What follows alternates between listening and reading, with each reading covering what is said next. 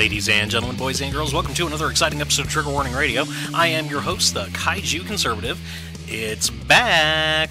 And of course, by that, I mean Hillary Clinton's cough. What else could I mean, folks? So, Bill and Hillary Clinton, they've kicked off their 13-city tour that they have dubbed An Evening with the Clintons. They kicked that off Tuesday night at the Scotiabank Arena in Toronto, Ontario. Basically, it was like a Q&A type session, I guess, a little bit of a speaking engagement plus a Q&A type of deal. So anyway, Hillary Clinton, of course, tried to start with a joke about how she might be running for Parliament in Canada, which, I mean, personally, I think she should have stuck with the mildly racist humor, because we've seen that that's her only genuine humor out there. But then she also went ahead and trashed President Trump, and right on cue, just after she finished trashing Trump, her coughing fit returned. So let's go to, I've got a video of it for you. It's about a minute long, but let's go ahead and take a look at Hillary Clinton's coughing fit. In other countries, he just doesn't want people like me saying, wait a minute, why are we doing this? And let's try to stop it. So I'm going to ask a question, a serious question, and then maybe we'll end up on a little bit of a lighter note. But the United States pulled out of the Paris Accords, climate accords. Every other country in the world is a contributor. I guess my question to you, because this is very difficult for Canada. We're trying to put a price on pollution in Canada, and it's difficult to do when we see our neighboring competitor and collaborator to the south that's going another way. So just to lay our cards down, it's tough on us. But is there any doubt in your mind that about the science of climate change, or that there is climate change happening and that it's man-made or person-made? To either one of you, is there any doubt on this, or any doubt that the United States should be showing more leadership to the world on this?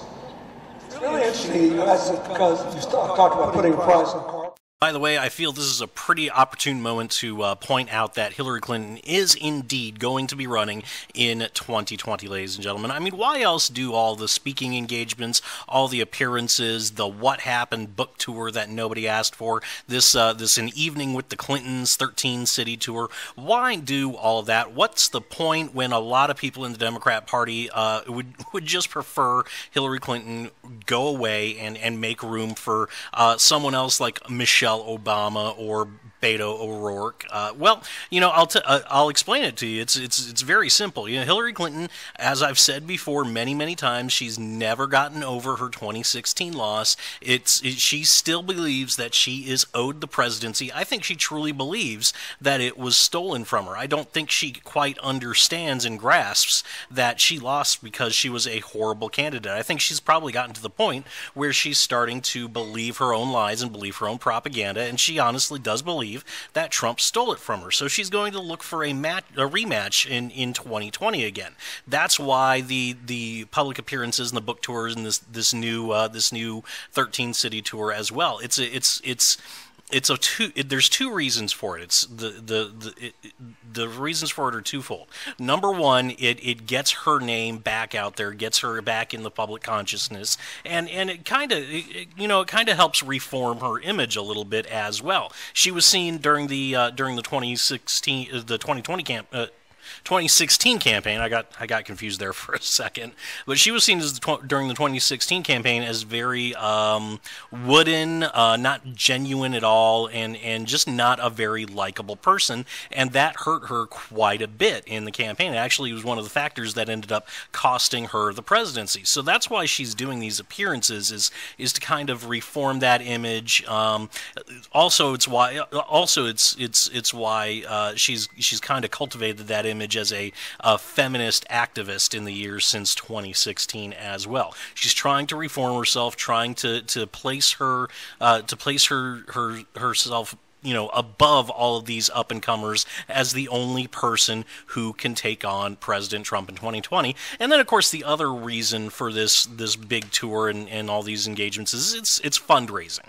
Is what it is. It's plain and simple. It's a way to make money and build a war chest for 2020, because the Clinton Foundation donations, those dropped off right after 2016. So now what she's got to do, she's got to actually, hobnob with the proletariat out there, answer their questions, and act like she actually cares about people, and also to dispel rumors about her health and make it so that those big money donors that are so crucial to the electoral process for the Democrat Party will want to donate to her.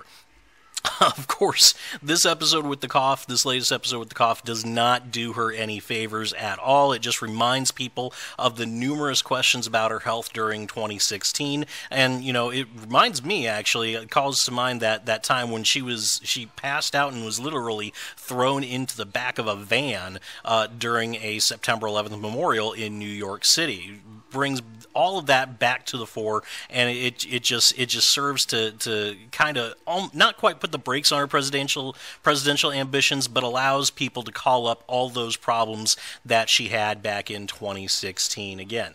I mean, let's face it, folks, the 2016 campaign damn near killed her. We had those insane coughing fits during the campaign. We had her being thrown in the back of the van. We had that green glob of phlegm that she spit into a water glass. I don't know what the hell that was, whether it was an egg or her soul or something. I don't know, but it was creepy as hell, and it all of that came together to cause real concerns and questions for her health in 2016, and those questions are going to dog her in 2020 as well, especially after an incident like this where she wasn't even able to take the next question, and Bill had to step in and take that last question. So, the 2016 campaign damn near killed Hillary Clinton. Hey, maybe we'll get lucky in 2020 will finish the job, right?